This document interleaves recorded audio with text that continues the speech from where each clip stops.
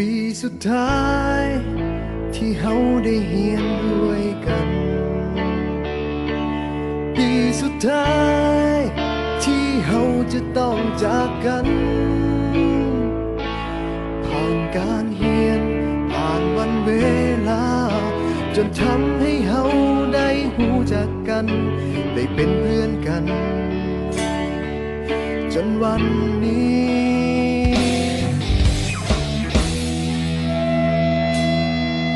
มาถึงม.7 ปีนี้ก็เลยห้องเพลงนี้แทนใจก่อนที่เฮาจะจากไปห่างกันให้ทุกคนจดจำในใจฝากเพลงนี้ไว้ให้คิดถึงกันเมื่อต้องถึงวันที่จากไป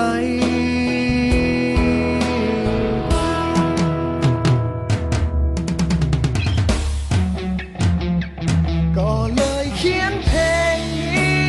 ขึ้นมาให้ทุกคนหูไว้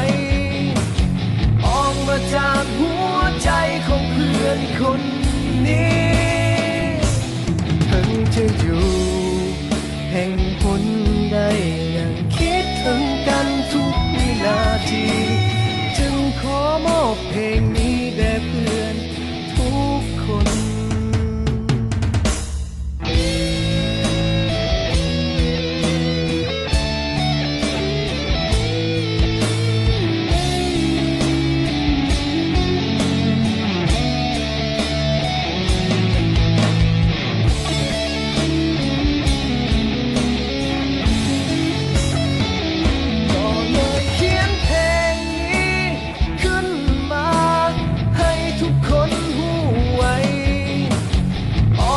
จากหัวใจของเพื่อนคนนี้ถึงจะอยู่แห่งหนใดยังคิดถึงกันทุกวินาทีจึงขอมอบเพลงนี้แด่เพื่อนทุกคนสุดท้ายนี้ที่อยากบอกเอาไว้ถึงจะอย่างใดก็ยังมีคำว่าเฮาคำว่าเพื่อนในวันนี้จะบ่มีวันเก่าพวกเฮาม.7 ปีสุดท้ายคำว่าเพื่อนในวันนี้จะบ่มีวันเก่า